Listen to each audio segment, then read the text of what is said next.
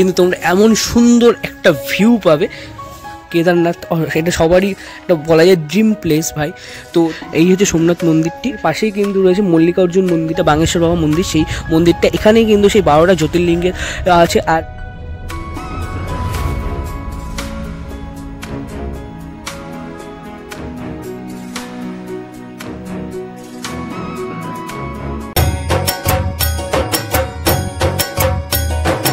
হে ভাই লোক কি খবর সবার, সবাইকে নতুন আর একটা ভিডিওতে স্বাগত জানাই। আর সাথে সবাইকে গুড মর্নিং অবশ্যই। আমি এখন এই মুহূর্তে রয়েছি হাওড়া জেলার শালকিয়াতে। আর শালকিয়ার কোথায়? শালকিয়ার হচ্ছে, তোমরা হয়তো অনেকেই জানো যে 12টা জ্যোতির্লিঙ্গ আছে, আর সাথে সাথে সব থেকে বড় মহাদেবের মন্দির, অর্থাৎ 51 ফুটের যে মহাদেব মন্দির সেইখানে।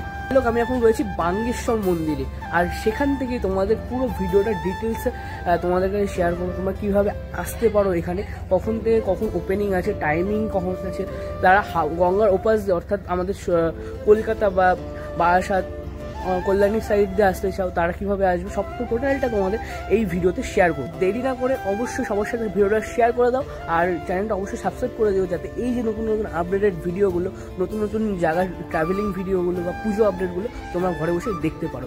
আর অবশ্যই কিন্তু ভিডিওটা সবার সাথে শেয়ার করো, কারণ এই বাংলা বা কলকাতা চত্বরের মধ্যে কিন্তু সব থেকে বড় শিব মন্দির বা পুরো ভারতবর্ষে যে 12টা জ্যোতির্লিঙ্গ কিন্তু একই জায়গায় তোমরা দেখতে পাবে। সেই জন্য হাওড়ার দিক থেকে আসতে গেলে তোমরা হাওড়ার সাইডে যে কোনো সাইড থেকে তোমরা শালকিয়ার যাওয়ার বাস আর ধরে নিলেই কিন্তু একদম এই মন্দিরের সামনে তোমরা নামতে পারবে। বারাসাত, বনগাঁ বা কল্যাণী, রানাঘাট যে কোনো লাইন দিয়ে আপনি আসলে প্রথমেই চলে আসুন দমদম, এবং দমদম থেকে মাঝেরহাট ধরে বাগবাজার নাহলে আড়িতলা না কোনো একটি প্ল্যাটফর্মে নেমে পড়ুন, এবং একটু হাইটে এসে ওখান থেকে ঘাট পার করেই চলে যেতে পারেন শালকিয়ার এই স্থানটায়। পার করে আমরা ঠিক চলে যাবো, ফেরি পার করেই কিন্তু চলে যাবো এই যে সামনে যে রাস্তা দেখা যাচ্ছে, এই রাস্তা সোজাসুজি ওখান থেকে হেঁটে একটু সামনে এগিয়ে গেলেই তোমরা কিন্তু ওই যে মন্দিরটা সেটা কিন্তু চলে এসেছি। সেই হাওড়া শালকিয়ায় যে 51 ফুট সব থেকে বড় মহাদেবের মূর্তি আছে বা মন্দিরটি আছে, সেই তার ঠিক সামনে। চলো ভাই লোক ভেতরে গিয়ে আস্তে আস্তে সব ডিটেলসে সব জ্যোতির্লিঙ্গ করে ঘুরে দেখাবো, এবং প্লেসটা সম্বন্ধে পুরোটা ডিটেলস দেবো তোমাদের। এই হচ্ছে সেই বাঙ্গেশ্বর মন্দির, হাওড়া শালকিয়াতে যে 51 ফুটের যে মহাদেবের যে মন্দিরটি আছে বা মূর্তিটি আছে, সেটাই কিন্তু এখানে।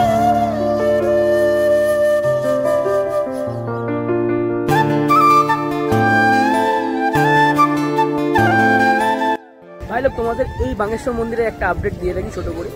এখানে প্রবেশ করার জন্য কিন্তু কোনো এন্ট্রি ফি লাগে না, আর এটা সাধারণত সকাল 5টা থেকে দুপুর 12টা এবং বিকেল 4টে থেকে রাত 8টা অবধি ওপেন থাকে, কিন্তু শনিবার আর রবিবার বাদে প্রত্যেক দিনই কিন্তু এন্ট্রি দেওয়া হয়। লোক এই যে সামনে দেখতে পাচ্ছ, এটাই কিন্তু সেই 51 ফুটের যে মন্দিরটা, বাঙ্গেশ্বর বাবা মন্দির, সেই মন্দিরটা এখানেই কিন্তু সেই 12টা জ্যোতির্লিঙ্গের আছে। আর এই দেখতে পাচ্ছ এই সুন্দর পরিবেশটা কিন্তু অসাধারণ লাগছে, একটা শান্ত স্নিগ্ধ পরিবেশ কিন্তু এখানে রয়েছে। চল আস্তে আস্তে সামনে কি তোমাদের আরো ডিটেলস দেবো।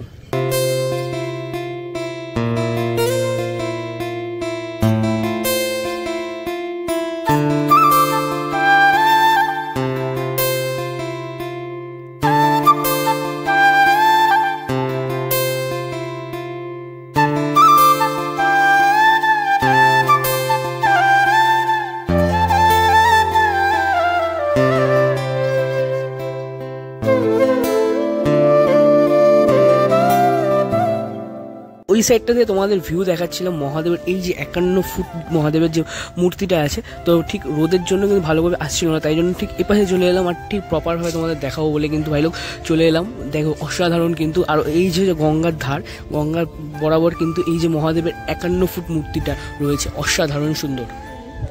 লোক ওই যে ওই সাইডটা দেখতে পাচ্ছ, ওখানে কিন্তু যে 12টা জ্যোতির্লিঙ্গ সেই অংশটা রয়েছে, তোমাদের ওইটাও ভিজিট করাবো, ঘুরিয়ে দেখাবো পুরোটাই।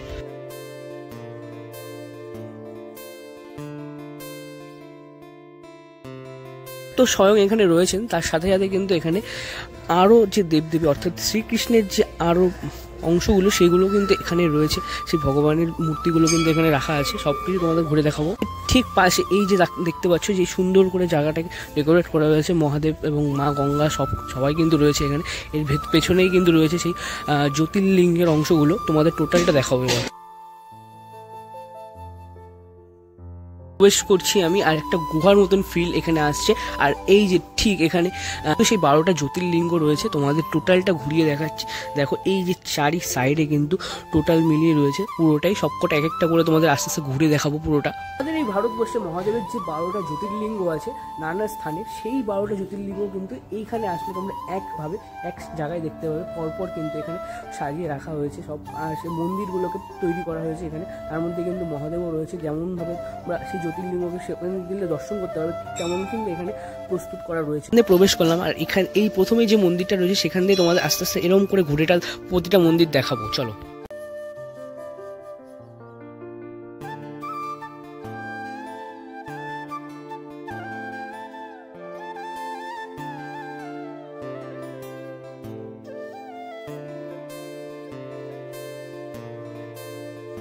প্রথমেই কিন্তু রয়েছে সোমনাথ মন্দির, এই হচ্ছে সোমনাথ মন্দিরটি। আর এই যে মহাদেব কিন্তু তার, আর এখানে কিন্তু মহাদেব রয়েছে স্বয়ং, আর এই সামনে কিন্তু কাঁচ দিয়ে আটকানো রয়েছে। এখানেও কিন্তু প্রতিদিন পুজো হয় যতটা জানি। চলো এবার নেক্সট, আর সোমনাথ মন্দিরের পরেই রয়েছে কিন্তু মহাকালেশ্বর মন্দির। মহাকালেশ্বর মহাদেব কিন্তু এখানে রয়েছেন, দেখতেই পাচ্ছ। এখানেও কিন্তু সব পুরোটাই কাঁচ দেওয়া রয়েছে। আর ঠিক তারপরেই তোমাদের দেখাবো মহাকালেশ্বর মন্দিরের পাশেই কিন্তু রয়েছে মল্লিকার্জুন মন্দিরটি। তো দেখতেই পাচ্ছ এখানেও কিন্তু মহাদেব সেমভাবে, মানে প্রত্যেকটা মন্দিরে কিন্তু সামনে গেটের অংশটাতে কাঁচের অংশ দেওয়া আছে।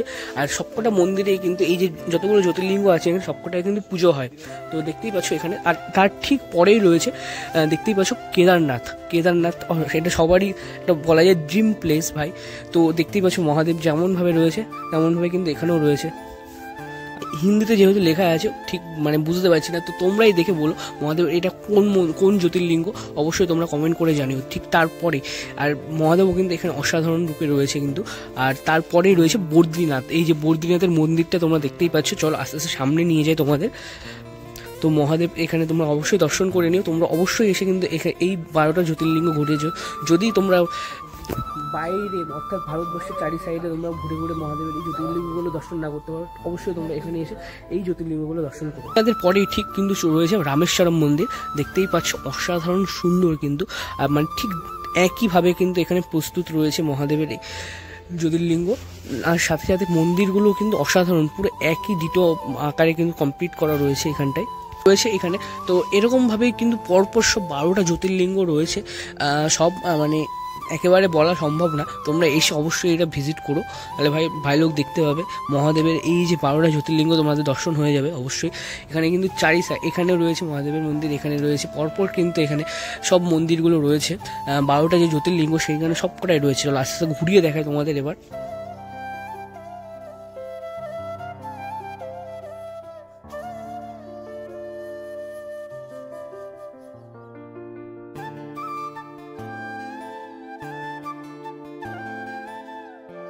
আর এইটা হচ্ছে একদম শেষ দেখে তোমরা আবার ঠিক এই গর্ভগৃহ অর্থাৎ গুহার মধ্যে একটা ফিল আসবে। এখান থেকে বেরিয়ে কিন্তু তোমরা এখান থেকে বেরোলে কিন্তু একটা অসাধারণ গঙ্গার ভিউ, সাথে এই যে মহাদেবের মূর্তিটা, আর দেখতেই পাচ্ছ সামনে হাওড়া ব্রিজ, টোটালটা কিন্তু রয়েছে অসাধারণ একটা ভিউ কিন্তু এখানে পাওয়া যায়।